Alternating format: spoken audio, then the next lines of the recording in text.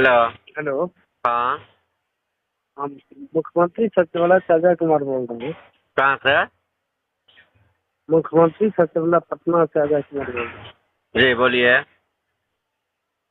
आपका बहुत सारा कंपनी यहाँ निगरानी में आया है, विभिन्न सीएम सेक्रेटरिएट मुख्यमंत्री सचिवालय में। किस चीज क्या के कर लिए? रहे हैं गाली गलौज सोशल आपके मीडिया पास से? है वीडियो एक भी मेरा गाली गलौज का? ढेर सारा वीडियो है, जो कंप्लेंट है वो भी भेजा है। व्हाट्सएप पे थोड़ा भेज दीजिए तो। हम तो आपको क्यों भेजें? तो फिर आप आपके पास कंप्लेंट गया तो कंप्लेंट नहीं भेजोगे आप? कंप्लेंट गया तो आप भेजोगे नहीं?